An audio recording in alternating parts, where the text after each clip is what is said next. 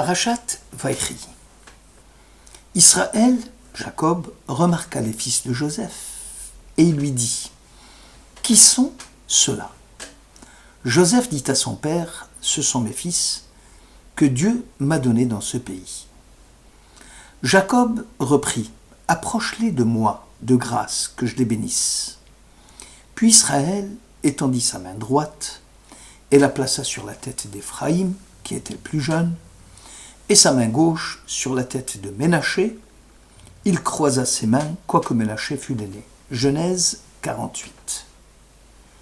En toute logique, Ménaché, étant le fils aîné, avait droit à tous les égards dû à son rang de Béchor.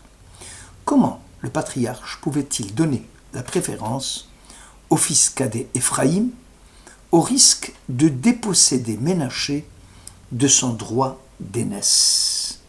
Et cela, contrairement à une prescription de la Torah, aucun ne pourra conférer le droit d'aînesse au fils de la femme préférée aux dépens du fils de la femme dédaignée qui est le véritable aîné. Deutéronome 21.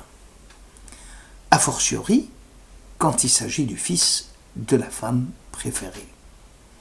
Apparemment, cette loi n'est valable que pour l'aîné des enfants, et bien que ce dernier soit moins âgé que ses autres frères. Le père a parfaitement le droit de désigner l'un de ses fils, en son absence, à l'exclusion de l'aîné de ses enfants. Une lecture attentive du texte montre que Jacob sollicita Joseph de lui donner ses deux fils, puisque désormais, ils seront comme Réhouven et Shimon lors du partage de la terre de Canaan. Dès lors, faisant partie des tribus d'Israël, Ménaché cesse d'être l'aîné aux yeux de Jacob, et ce dernier a raison de préférer Éphraïm en premier et Ménaché en second. Joseph n'avait pas saisi la nuance. Aussi, lorsque le père Jacob demanda à les bénir, il les considérait déjà comme sa propre postérité, ainsi que le montre la suite du verset : « Que l'ange qui m'a délivré de tout mal bénisse ces jeunes gens. Puisse-t-il perpétuer mon nom et le nom de mes pères, Abraham et Isaac. Puisse-t-il multiplier à l'infini, au milieu de la contrée, perpétuer mon nom, celui de Jacob, et non celui de Joseph. » Ainsi, lorsque Joseph souleva la main de son père pour la faire passer de la tête d'Éphraïm sur celle de Ménaché, son père s'y refusa et lui dit : « Je le sais, mon fils, je le sais, Dieu aussi sera grand. » Le fameux « je le sais » signifie clairement que le patriarche était bel et bien conscient de ce qu'il faisait. Et si pour Joseph l'aîné était Ménaché, pour Jacob, qui considérait ses petits-fils comme étant ses propres fils, il avait le droit de conférer le droit d'aînesse à Éphraïm sans enfreindre la prescription de la Torah. Selon le Malbim, la manière dont le Saint béni soit-il conduit le monde peut être saisie sous un double aspect. L'aspect miraculeux et l'aspect naturel. Dans le premier cas, c'est Dieu lui-même qui prend la direction des affaires du monde. Dans le second cas, il délègue les anges de service, Malach et Acharet, pour remplir telle ou telle mission.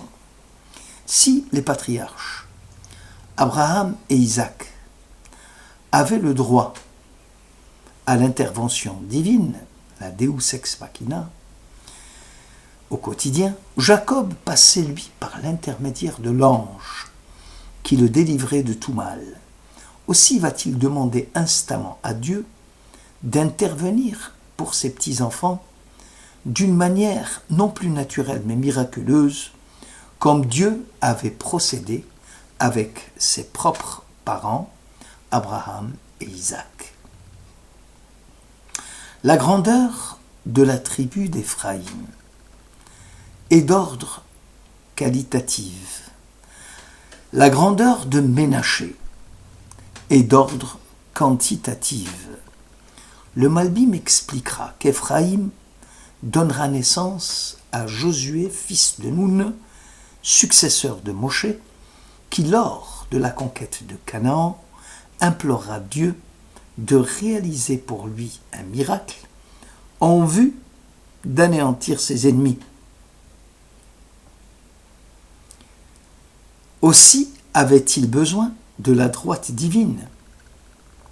Selon le verset du Cantique de la mer Rouge, « Ta droite, Seigneur, est l'insigne de la puissance. Ta droite, Seigneur, écrase l'ennemi. » Ménaché, par contre, se distinguera par une population nombreuse, une grande armée qui apparemment se suffit à elle-même pour mener le combat d'une manière naturelle et remporter la victoire. Ici, il s'agit de la main gauche de l'Éternel, tout cela est une métaphore, celle du tout naturel. Ainsi se trouve justifiée l'attitude du patriarche vis-à-vis de ses petits-enfants, contrairement à ce qu'on aurait pu croire dans une étude sommaire.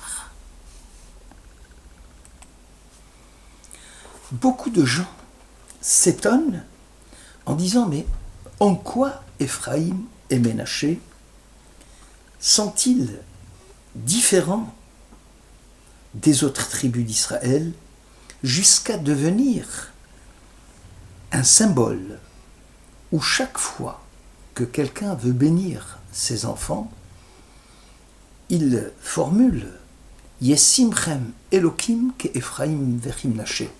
Dieu fera de vous comme Éphraïm et Ménaché. Pourquoi ces deux tribus sont-elles ainsi bénies différemment des autres tribus?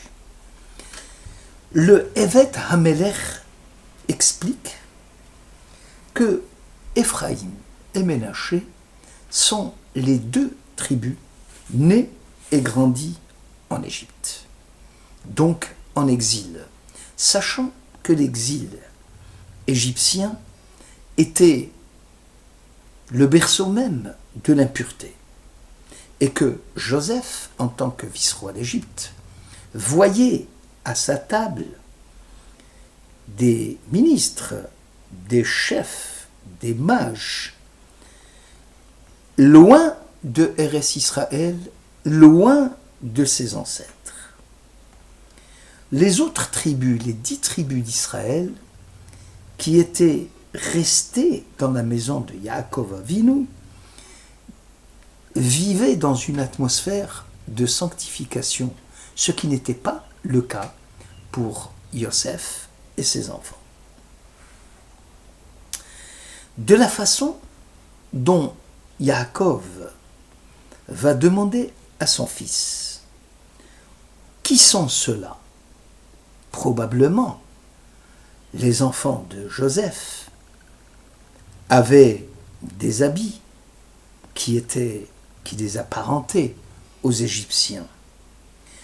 Mais le père est obligé d'admettre, en questionnant ses petits-enfants, qu'aucun de ses petits-enfants ne s'était laissé entraîner par l'impureté d'Égypte.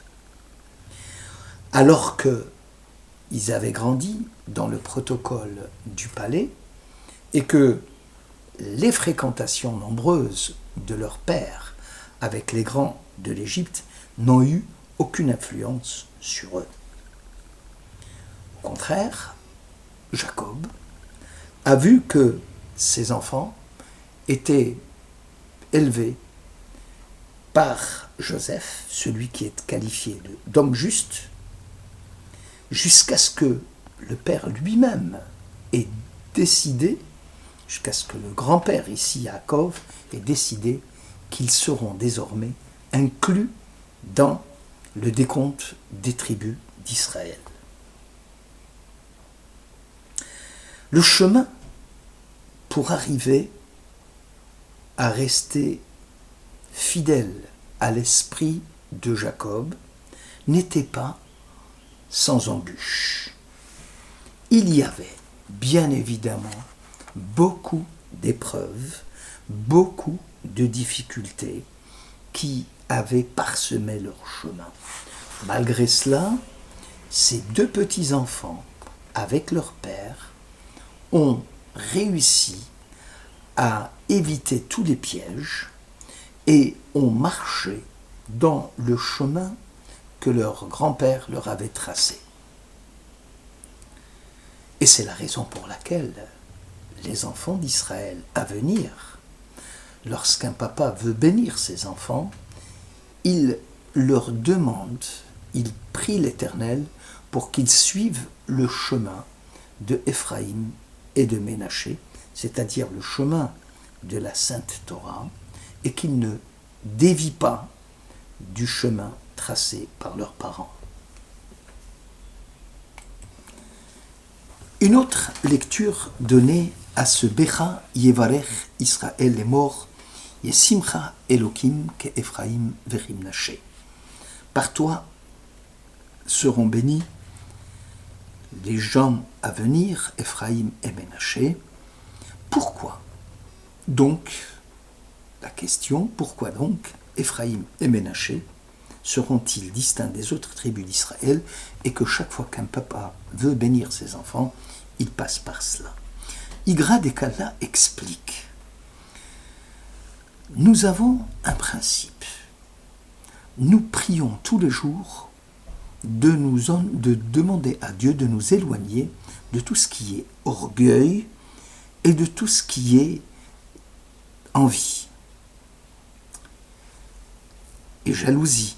Lorsque Yaakov Avinu a vu que bien qu'il ait croisé ses mains et qu'il ait fait passer Éphraïm le petit avant Ménaché l'aîné, jamais il n'a vu que il y avait une espèce d'orgueil, puisque Éphraïm est devenu désormais l'aîné, et il n'y avait aucune espèce de jalousie de Ménaché, puisque son père et son frère est passé devant lui. Ils sont restés les mêmes. Et dans une ultime prière, le Père demande à ce que tous les enfants d'Israël à venir, que parmi eux, qu'ils restent toujours avec cet esprit de fraternité, et qu'il n'y ait jamais ni d'orgueil, ni d'envie, ni de jalousie. Et c'est cela, Vayasem et Ephraim l'ifne Ménaché. Qu'Israël ait cette bénédiction, que la chose, bien que l'un des frères passe devant l'autre, qu'il n'y ait aucune jalousie parmi eux, ce qui n'est pas malheureusement le cas, puisqu'on a vu que les frères eux-mêmes avaient péché par jalousie de Joseph, Vaikan Ubo et Chav. C'était l'origine de la tragédie, la descente de Joseph en Égypte et la suite de cette tragédie, mais que s'ils restaient eux-mêmes, sans jalousie, sans haine, à ce moment-là, la bénédiction serait parfaite. Merci de votre écoute.